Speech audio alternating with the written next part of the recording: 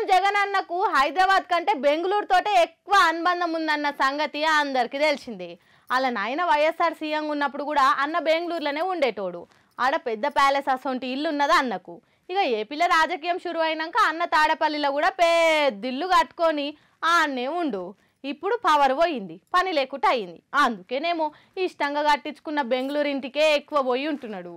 CM Jagan అన్న బెంగళూరుకు విజయవాడకు అప్ అండ్ డౌన్ కొడుతున్నట్టే ఉన్నది. అన్న వారం 4 రోజులు బెంగళూరు ప్యాలెస్ ఇంట్లో ఉండేందుకే ఎక్కువ ఇష్టపడుతున్నట్టుండు. మరి 10 ఏళ్ళాయే ప్యాలెస్ లో ఎవ్వరు లేకుండా అయింది. రిపేర్లు గిపేర్లు ఏమన్నా చేపిస్తుండో ఏందో గాని ఓడిపోయిన కాడ నుంచి ఊకే ఆడికే పోయి ఉంటుండు.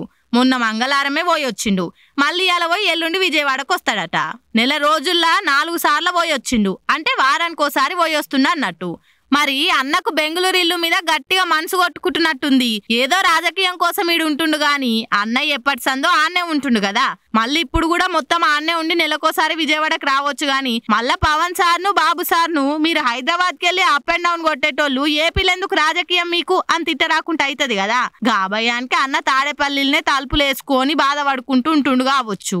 అన్నట్టు జగనన్న కూడా కేసీఆర్ సార్ లెక్కనే ఓడిపోయినాక పబ్లిక్ ను కలుస్తుండు. అంతకుముందు తాడేపల్లికి కిలోమీటర్ ఆవల నుంచే జనాలను మర్రగొడుతుర్రు. జగనన్న ఇంటి ముంగటి తొవ్వను కూడా బంద్ పెట్టించిర్రు. ఇప్పుడు తొవ్వలన్నీ తీసేసినాక అన్న ఇంటి గేట్లు పబ్లిక్ కోసం ఓపెన్ అయినట్టున్నాయి. మొన్న 2 వద్దుల సంధి రికాముండి ఏం చేస్తా అని పబ్లిక్ ను పిలుచుకొని షేక్ హ్యాండ్లు ఇచ్చుకుంటా నెత్తి మీద నిమృతుండు. అయితే మంది ఎక్కువ వస్తుంటే సెక్యూరిటీ వాళ్ళు కొంతమందిని మెడల్ పట్టి దొబ్బె అవతల వాడేస్తుర్రు. పాపం దూరంకేంచి అన్న కోసం వస్తే గింత కూడా మర్యాద లేకుండా మమ్మల్ని మొత్తి వాడేస్తుర్రు అని బాధపడుతుర్రు. ఆ వీడియోలు చూసి అధికార పార్టీలు ఎక్రియ పట్టిర్రు. 11 వచ్చినా ఇంకా బుద్ధి రాలేదు జగన్ మావయ్య కందెప్పి పడుస్తుర్రు.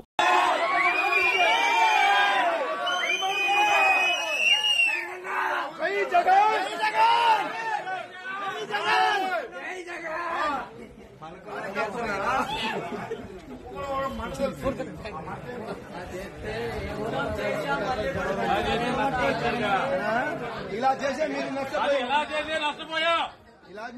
నష్టపోయాం.